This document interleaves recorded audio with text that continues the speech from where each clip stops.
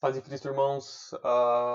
Mais uma vez aqui com mais um estudo para vocês. O estudo de hoje a gente vai falar sobre promessas, né? Sobre promessas que Deus nos deu. E toda a Escritura que a gente vai ver no estudo de hoje, toda a Escritura ela converge em uma promessa, certo? Então são várias promessas que Deus nos dá, mas todas essas promessas convergem em uma só. Então se a gente pudesse resumir, né, toda a Escritura em uma só palavra, eu acho que é uma palavra interessante, que caberia bem para resumir a palavra de Deus, seria promessas. Né? Porque todas as alianças, toda a glória, toda a história que tem ali sobre um casamento, porque a gente vê que tem que um outro jeito de a gente olhar para as escrituras é olhando como se fosse um casamento, né?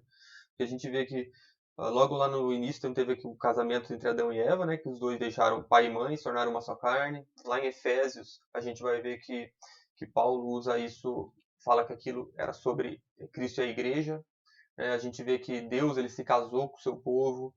Aí depois, lá em Jeremias 3, a gente vê que teve uma carta de divórcio, né? O povo se dividiu, teve carta de divórcio para a casa de Israel, a casa de Judá continuou casada.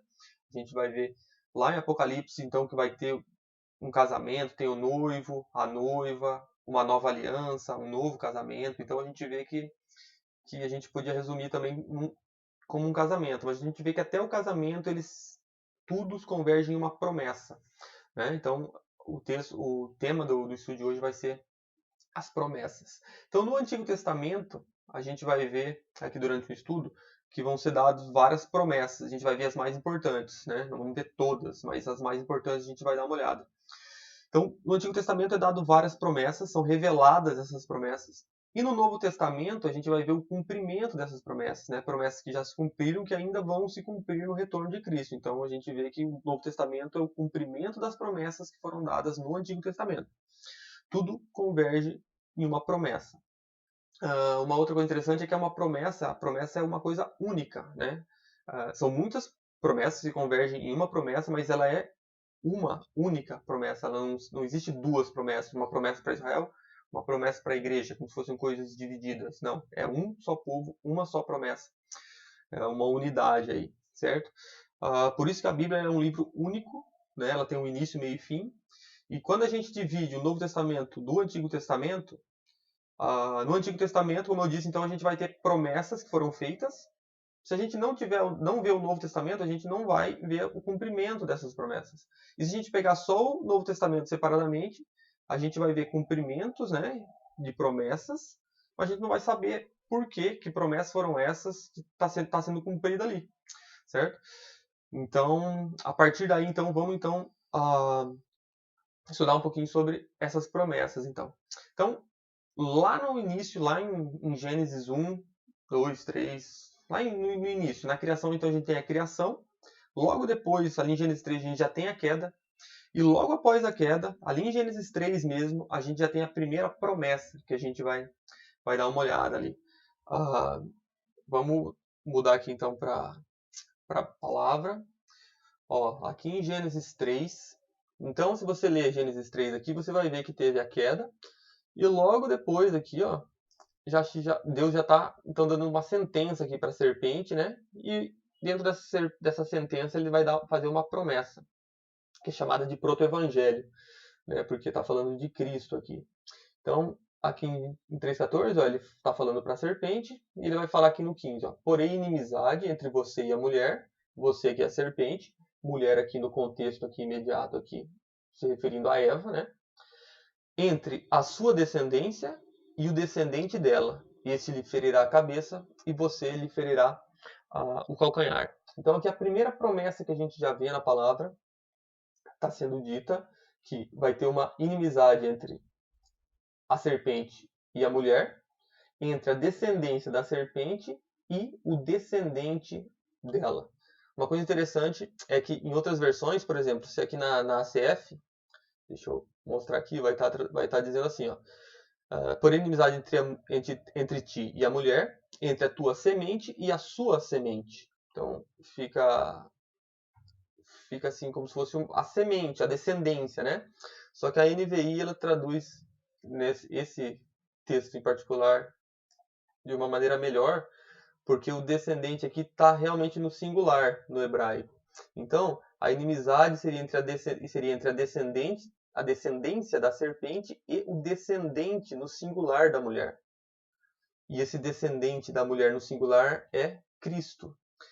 É por isso que lá em Gálatas 3,16, Paulo fala isso, né? Que o descendente era Cristo. Ele não estava falando de muitos descendentes, mas de um só, que é Cristo. Então, quando Paulo estava falando estava escrevendo Gálatas, ele estava com essa promessa aqui na mente. A descendência falava de um descendente específico que era Cristo. E também fala que esse lhe ferirá a cabeça, ou seja, o descendente, né, Cristo, esmagaria a cabeça da serpente, né, derrotaria Satanás, a serpente, e você, a serpente aqui, lhe ferirá o calcanhar. Então, o que? A serpente também iria ferir o descendente, certo? E uma coisa interessante aqui que é a palavra calcanhar. Se a gente pegar aqui no hebraico, aqui a palavra calcanhar, quando diz que a serpente iria ferir o calcanhar, em hebraico é akeb. A palavra calcanhar em hebraico é akeb. E se a gente for ver o nome de Jacó, o nome dele é Yaakov, que vem da mesma raiz de akeb. Tanto é que o nome de Jacó significa, né, aquele que segura o calcanhar. Então, interessante que se a gente analisar de uma maneira mais profunda, aqui essa primeira promessa vai dizer que Cristo, então, né, esmagaria a cabeça da serpente e que a serpente feriria o descendente Cristo. Mas a gente liga essa palavra calcanhar a Jacó. Da onde que vem Israel? Vem de Jacó. Então eu acho interessante que Deus usou bem a palavra no hebraico, né? Calcanhar e Jacó sendo da mesma raiz, para mostrar então que a serpente feriria Israel, porque feriria o Akeb ou Yaakov, certo? E tanto é que se a gente for estudar as descendências, a gente vê que, por exemplo, Mitzraim, né? Sempre que você for ler lá na sua Bíblia o nome Egito, o povo do Egito, o Egito, se você ver no hebraico vai estar a palavra Mitzraim. E Mitzraim, ele é um descendente de Cã. E Cã, lá no episódio de Noé, né, em Gênesis 9, se eu não me engano, ele vai ser amaldiçoado. E Shem vai ser abençoado, certo? Então, a descendência de Cã, do amaldiçoado, está apontando para essa descendência da serpente. A descendência de Shem, do abençoado, está apontando para esse descendente, da onde veio o descendente, certo? E Cristo vem da descendência de Shem, certo? E se a gente pegar quando o Egito escravizou Israel, ou seja, foi Mitzraim escravizando Israel, ou seja, um descendente da serpente, Mitzraim, escravizando um descendente da linhagem de Cristo, que era Israel, certo? Então a gente vê que esse lhe ferirá o calcanhar, a gente vê durante toda a descendência que isso vinha acontecendo. E tudo está apontando para essa descendência e para essa promessa aqui, certo? A próxima promessa que a gente vai ver vai estar em Gênesis 12. Então essa aqui é a promessa feita para Abraão, né? Quando então Deus chama Abraão. Para entender melhor essa promessa aqui, eu fiz uma série de estudos chamado, né, O Reino de Deus, que é dividido em 10 partes. Ali, essa promessa aqui fica bem explicada, mas a gente vai ver que tem 3 aspectos nessa promessa aqui. Ó. Ele fala, saia da sua terra para uma terra que eu vou te mostrar. Ou seja, tem um aspecto de um lugar de habitação que ele promete ali para o povo de Deus, né, para os descendentes de Abraão. Eu farei de você um grande povo. Então, a gente vê que o outro aspecto é um povo. Teria um lugar que Deus daria, e eles seriam abençoados. Então, aqui nessa promessa de Abraão, os 3 aspectos são um povo, um lugar de habitação e uma bênção. Certo? Está aqui nessa promessa para Abraão. E aí a gente vai ver que essas promessas passam para Isaac, para Jacó, e vai sendo adicionado coisas com Isaac, com Jacó. Certo? Continuando aqui para a gente resumir tudo isso, a próxima promessa que eu quero mostrar para vocês está em 2 Samuel 7. Essa promessa aqui é feita com Davi, certo? Eu vou ler aqui os versículos 12 e 13.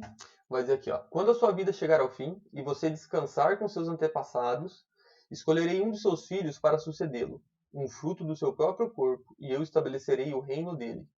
Será ele quem construirá um templo em honra do meu nome, e eu firmarei o trono dele para sempre.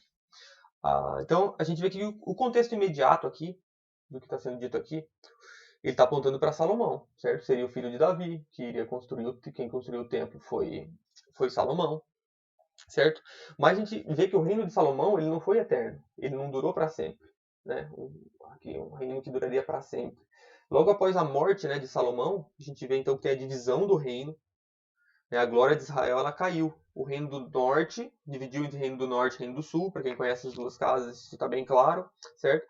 E após a divisão, 200 anos após a divisão, o reino do norte, né, Efraim, ele foi desfeito. Eles receberam o divórcio de Deus, né, receberam a carta de divórcio. E o reino de Judá continuou casado com Deus, mas continuou em idolatria. A gente vê isso nos profetas, né? Vários reis ímpios ali em Judá. Então a gente vê que o reino aqui de Salomão, ele não durou para sempre, né? O reino dele não ficou estabelecido porque a glória caiu, o reino caiu, foi dividido. E o templo também que Salomão construiu, ele também caiu, certo? Então, a gente vê que essa promessa aqui, na verdade, ela estava apontando para Cristo, certo? O trono para sempre que seria firmado é o trono de Cristo, o reino eterno aqui é o reino de Cristo, e o templo que está dito aqui, para honra do nome de Deus, é o corpo de Cristo, assim como ele fala lá em João 2, quando perguntaram, os judeus fariseus perguntaram para ele, que ele disse que ele derrubaria o templo e que em 3 dias ele reconstruiria. E aí eles perguntam, mas demorou 46 anos para ser construído, como que você vai fazer em 3 dias? E ele diz, ele estava falando a respeito do corpo dele, certo? Então esse templo aqui, tudo isso aqui está apontando para Cristo, certo? E continuando, aqui nos versículos, deixa eu ver aqui, 25 a 28, 25 a 28, isso. Deixa eu marcar aqui pra gente ler. Agora, Senhor Deus, confirma para sempre a promessa, tá vendo aqui, ó, a promessa que fizeste a respeito do teu servo e da sua descendência. Tá vendo que tem uma descendência e uma promessa, assim como lá em Gênesis 3,15. Faze conforme prometeste, para que o teu nome seja engrandecido para sempre e os homens digam: o Senhor dos Exércitos é o Deus de Israel, e a descendência do teu servo Davi se manterá firme diante de ti. O Senhor dos Exércitos, Deus de Israel, tu mesmo o revelaste a teu servo quando disseste: estabelecerei uma dinastia para você. Por isso teu servo achou coragem para orar a ti. Ó soberano Senhor, tu és Deus, tuas palavras são verdadeiras e tu fizeste essa boa promessa ao teu servo. Então a gente vê que teve uma promessa aqui, né? A aliança feita com Davi, que ela é uma promessa também. Então aqui a gente tem a introdução, né, da promessa de um rei para reinar sobre eles e que eles, o povo de Deus, eles seriam um reino. Então, porque até aqui, então teria um reino eterno, certo, que seria estabelecido para sempre. E aqui a gente vê que a descendência de Davi está nessa promessa, certo? Lá em Gênesis 3,15 seria um descendente da mulher. Em Gênesis 12 seria um descendente de Abraão. Em 2 Samuel 7 agora é um descendente de Davi, certo? Então a gente vê que vai tendo acréscimos nessas promessas. E a gente vai ver melhor quando a gente chegar no Novo Testamento sobre isso. Mas então a próxima promessa que a gente vai ver está em Jeremias. É a última promessa que eu vou mostrar do Antigo Testamento aqui. Está lá em Jeremias 31, então. Então a gente vê que o reino ele foi dividido, né?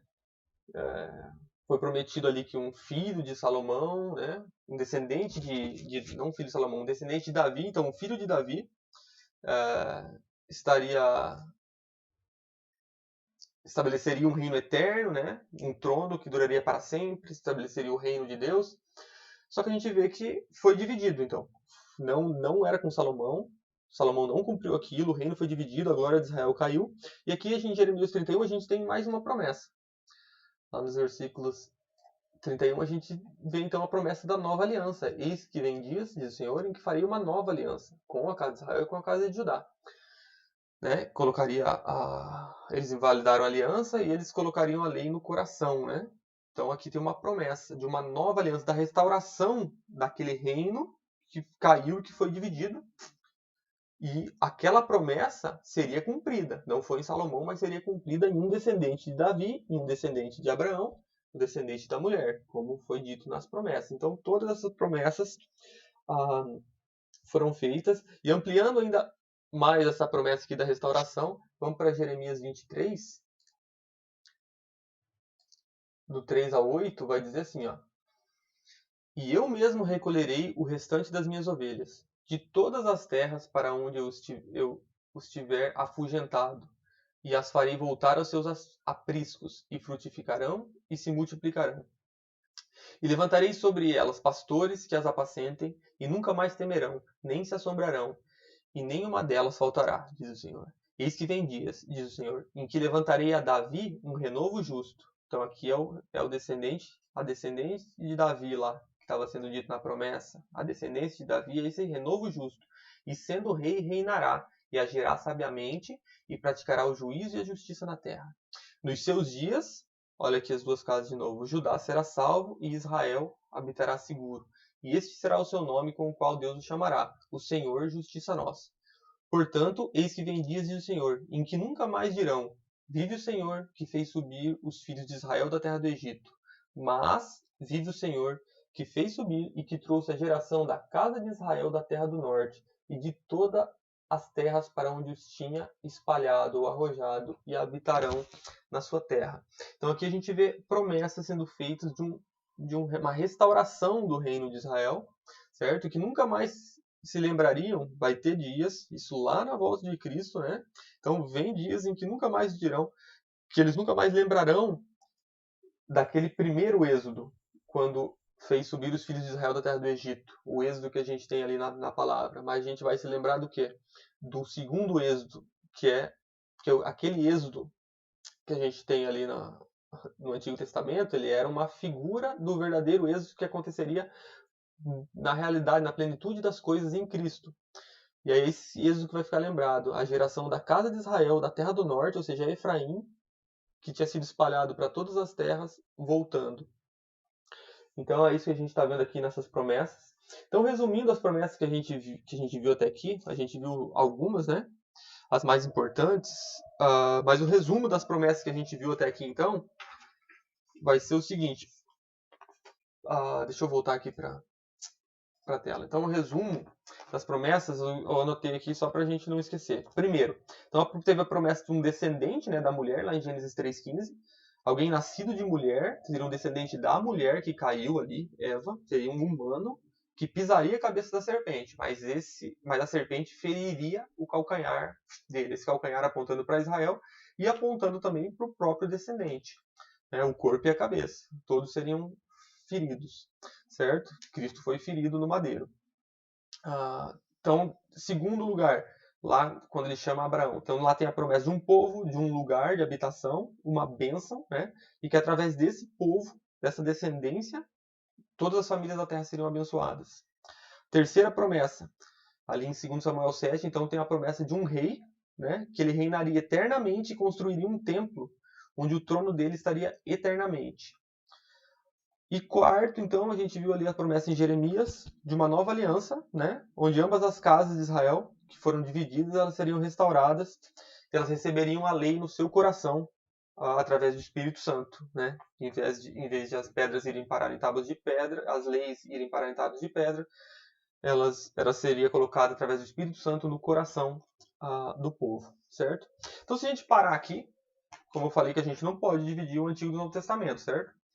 Porque a Bíblia ela é uma história única, completa, com início, meio e fim. Se você tirar o Antigo e o Novo Testamento, você não vai ter início, meio e fim. Ele vai ficar sem pé nem cabeça. Vai ter promessas que não vai ser cumpridas, ou se você ler só o Novo, vai ter coisa lá que você não vai entender o porquê. Certo?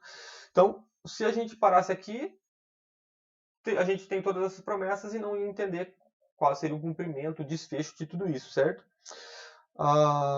Mas vamos então agora entrar no Novo Testamento e agora a gente vai entender, né? A gente vai ver o cumprimento dessas promessas, algumas que se cumpriram e outras que estão para se cumprir ainda no retorno de Cristo, né? Então vamos lá. Agora vamos para o Novo Testamento. Eu queria mostrar aqui para vocês Mateus 1:1, logo Mateus 1:1.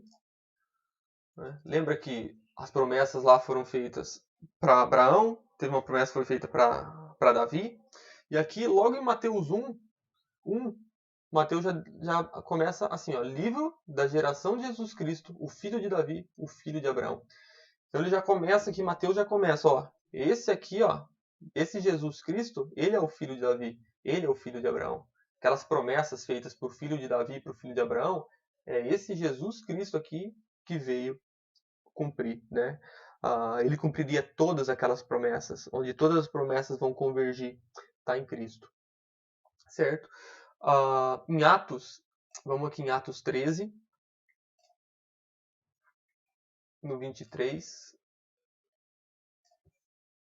Então aqui ele está falando aqui sobre Davi de novo, ó, e aqui no 23 fala assim, ó, da descendência deste, conforme a promessa, levantou Deus a Jesus para Salvador de Israel.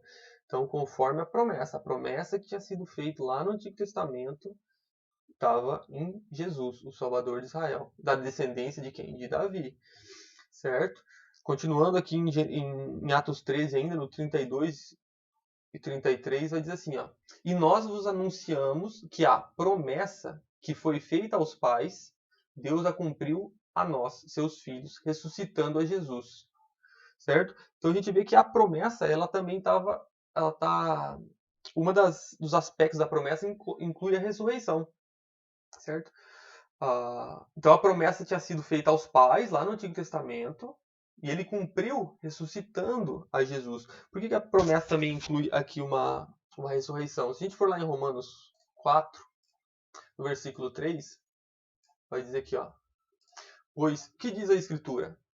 Creu Abraão em Deus e isso lhe foi imputado como justiça, certo? Então, a gente sabe que quando Deus fez a promessa para Abraão, ele fez da descendência dele, certo? Só que Abraão, deixa eu voltar aqui para. Só que Abraão ele não tinha filho, né? Porque a esposa Sara ela era estéril, eles já eram avançados em idade, então eles não tinham filho. E ele faz aquela promessa da descendência de Abraão, aí nasce Ismael, só que foi de um relacionamento com Agar, né, a egípcia. E uma egípcia, se você pegar a questão da descendência, você vai ver que ela é uma egípcia, ou seja, ela é da descendência de Mitzraim, ou seja, não é a descendência que Deus estava mostrando na promessa dele, certo? E aí Deus vai aparecer para Abraão e vai falar, não, mas não é com esse descendência. A descendência vai ser em um filho, não vai ser com esse filho, mas no filho da promessa, e não no filho da carne, que era Ismael, certo? E aí a gente vai ver que nasce Isaac, e Isaac, então, é o filho da promessa. E como Deus fala que a descendência dele seria através de Isaac, e aí em Gênesis 22, Deus pede para Abraão ir sacrificar Isaac em holocausto. Raciocina, se Deus tinha prometido que da descendência dele através de Isaac, todas as famílias da terra seriam abençoadas, e ele pede para Abraão sacrificar Isaac, fica meio contraditório, certo? Imagina Abraão pensando, Deus me prometeu que a minha descendência seria através de Isaac, e agora ele pede para eu sacrificar Isaac. Então, Abraão, quando Deus fez aquele pedido para ele sacrificar Isaac, ele creu que Deus iria ressuscitar Isaac, ele poderia ressuscitar Isaac. Por isso que na promessa também consta a ressurreição, certo? E a gente vê isso lá em Hebreus. Vamos lá para Hebreus 11, versículo 17. Deixa eu ver aqui, 17, 18, ó. Pela fé, ofereceu Abraão a Isaque, quando foi provado. Sim, aquele que receberá as promessas ofereceu o seu unigênito. sendo-lhe dito, em Isaque será chamada a sua descendência, considerou que Deus era poderoso para até dentre os mortos o ressuscitar. Ou seja, Abraão, ele creu em Deus, e ele creu que Deus poderia ressuscitar Isaque, porque ele creu na promessa de Deus. Porque se a promessa era que a descendência de Isaque iria abençoar todas as famílias da terra, mesmo se Deus pediu para ele sacrificar Isaac, ele creu que ele poderia até ressuscitar Isaac dentre os mortos. Por isso que quando ele creu, aquilo foi imputado como justiça. Ele creu em Cristo, na ressurreição ali. Mesmo Cristo não tendo nem aparecido ainda. Ele viria a vir milhares de anos depois, mas ele já creu na ressurreição. Abraão, certo? E continuando então, no 39, aqui em Gênesis 11 mesmo, no 39 e 40, vai dizer assim, ó. E todos estes, tendo tido testemunho pela fé, não alcançaram a promessa. Todos estes quem? Aqui ele tá, se você ler Hebreus 11, aqui você vai ver que ele está falando sobre Abraão, Moisés, Abel, Enoque, Noé, Jacó, Isaac. Todos esses eles morreram sem receber as promessas. Eles não alcançaram as promessas, certo? Mas eles vão receber juntamente conosco na ressurreição, na volta de Cristo. Certo? Então, eles morreram sem receber todas aquelas promessas. E o Novo Testamento vai mostrar o cumprimento dessas promessas em Cristo. Certo? E voltando lá em Romanos 4. Deixa eu voltar para Romanos 4. Deixa eu achar Romanos aqui. Nos versículos 13 e 14 diz assim, ó. Porque a promessa de que havia de ser herdeiro do mundo não foi feita pela lei a Abraão, ou a sua posteridade, ou a sua descendência, certo? Mas pela justiça da fé. Por quê? Se os que são da lei são herdeiros, logo a fé é vã, e a promessa é aniquilada. E aqui no 16, fica aqui, ó. Portanto, é pela fé. Na NVI, deixa eu colocar na NVI que ele traduz mais fácil de entender. Portanto, a promessa vem pela fé, certo? E não pela lei. Ou seja, a promessa é para os filhos da promessa e não para os filhos da carne. Vou dizer aqui, ó. Pois se os que vivem pela lei são herdeiros, a fé não tem valor e a promessa é inútil. Se são os que vivem pela carne, né, pelas obras da lei que são herdeiros, a promessa é inútil. Portanto, a promessa vem pela fé. E aqui em Romanos 4, 13 até o 16, está em paralelo e converge, por exemplo, com Gálatas, né? Gálatas 3, 29, que vai nos mostrar aqui, ó. Se vocês são de Cristo, então são descendência de Abraão e herdeiros segundo a promessa. Então, quem está em Cristo é descendência de Abraão e herdeiro segundo a promessa, segundo as promessas que foram feitas lá no Antigo Testamento. Então, quem é em Cristo é a descendência de Abraão. A descendência é contada no Espírito. Os descendentes são os descendentes da promessa, não a descendência na carne. Ou seja, judeu na carne não tem promessa para judeu na carne. A promessa é Cristo. E quem recebe todas as promessas do Antigo Testamento é quem está em Cristo. Quem está em Cristo é a verdadeira descendência de Abraão. É exatamente o que fica claro lá em Romanos 9, né? Quando diz aqui, ó. Isto é, não são os filhos da carne que são filhos de Deus, mas os filhos da promessa são contados como descendência. Então tudo converge nisso. E nisso a gente vê que o dispensacionalismo ele para de fazer sentido, né? Essa divisão entre Israel e a igreja. Não tem promessas para Israel e promessas para a igreja, como duas entidades separadas. A promessa é Cristo. E quem está em Cristo é descendência, é Israel. O Israel da promessa que é a igreja. Certo? Quem está na carne vai ser lançado fora. Não tem uma promessa para os judeus na carne que vão passar pela tribulação. E a igreja vai ser levada antes da tribulação. Então, isso, quando a gente estuda assim, as promessas, a gente vê que isso não faz muito sentido, né? E é por isso que a salvação ela sempre foi pela fé. Ela nunca foi pelas obras da lei. A gente crê numa promessa que foi feita, certo? Assim como todos, desde Adão e Eva. Porque lembra que logo quando Adão e Eva caíram, quando houve a queda, já teve essa promessa aqui, ó, de um descendente que esmagaria a cabeça da serpente. Então todos, desde Adão, Eva, Abel, Caim, todos eles já conheciam essa promessa. desde o primeiro ser criado, ele já conhecia essa promessa. Então, se quem creu que viria um descendente da mulher e esmagaria a cabeça da serpente, desde Adão e Eva, quem creu nisso, creu em Cristo, porque isso aqui era sobre Cristo. Então, sempre foi pela fé, em crer na promessa. A salvação sempre foi em crer na promessa, certo? Nós, hoje, a gente crê numa promessa que nos foi feita lá no passado e que ela está em curso ainda, certo? Quem estava no Antigo Testamento, ela estava crendo numa promessa que viria no futuro. Cristo. Cristo para nós veio no passado, para eles veio no futuro. Mas era crer na promessa, porque a promessa é Cristo. Ele é a promessa, certo? Continuando, então, para a gente já ir concluindo o estudo, Efésios 1, aqui nos versículos 13 e 14, a gente vai ver aqui, ó. Em quem também vós estáis, depois que ouviste a palavra da verdade, o evangelho da vossa salvação, e, tendo nele também crido, fostes selados com o Espírito Santo da promessa, o qual é o penhor da nossa herança para a redenção da possessão adquirida para o louvor da sua glória. Deixa eu colocar aqui na NVI. Então, aqui a gente vê que o Espírito Santo ele também é parte da promessa, certo? Uma promessa que a gente não viu, mas que está lá em Joel, a respeito do Espírito, né? E ela também foi dada por Cristo, lá em Atos 1, 4.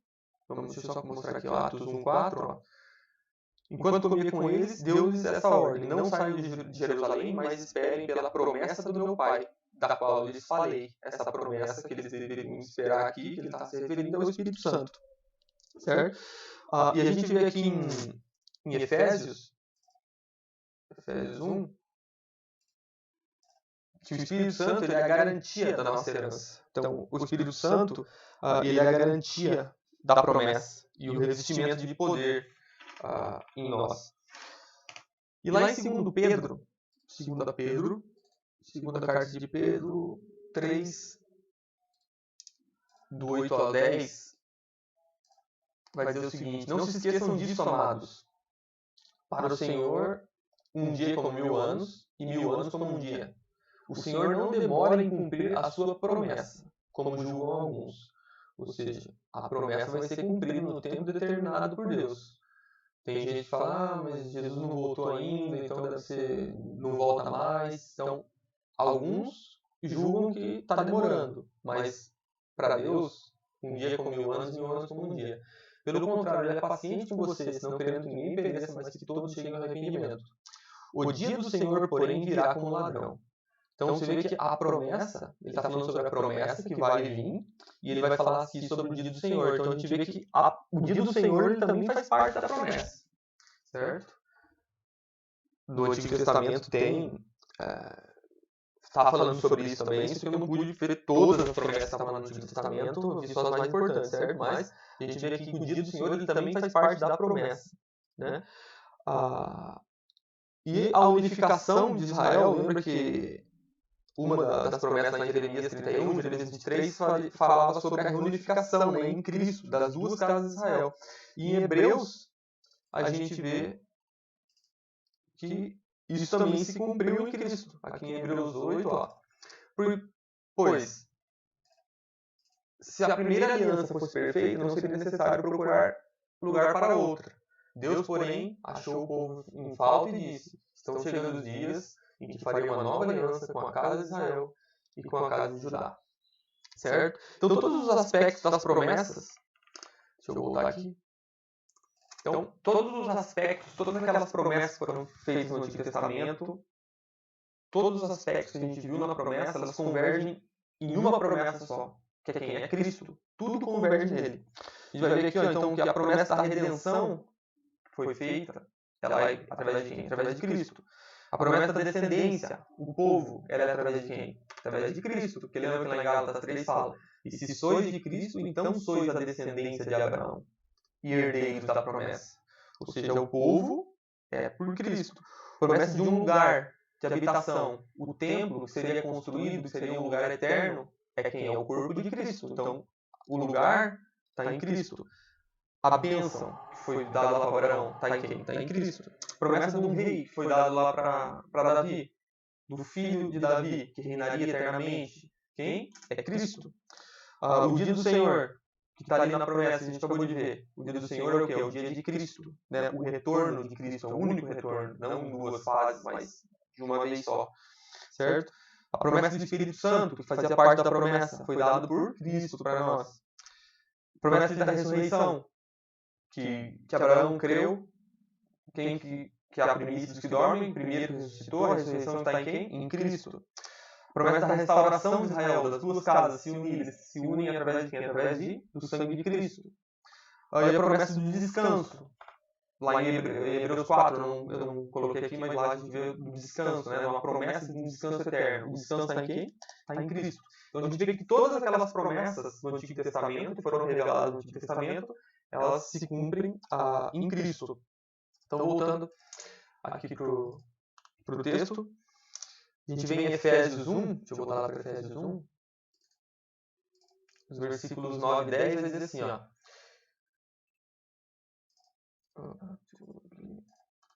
Descobrindo-nos o mistério da sua vontade,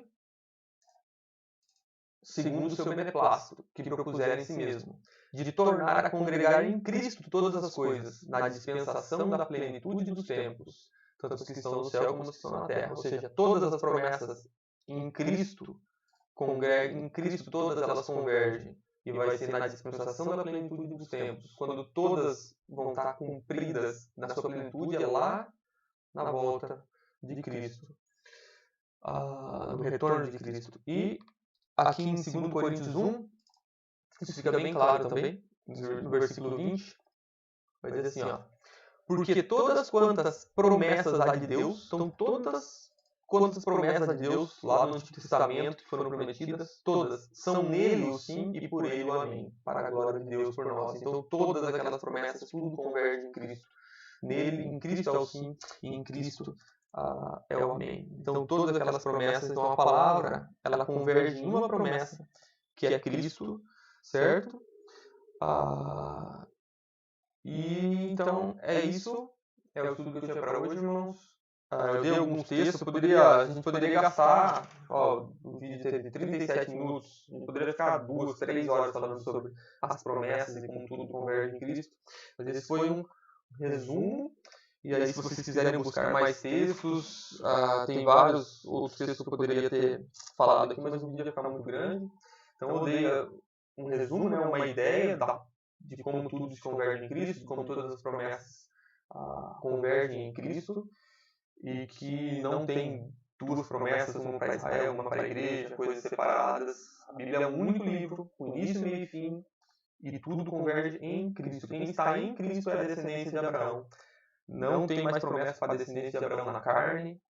Todas as promessas eram para o descendente em Cristo, para o descendente no singular, e não para a descendência, falando de muitos, assim como fala lá em Gálatas 3,16.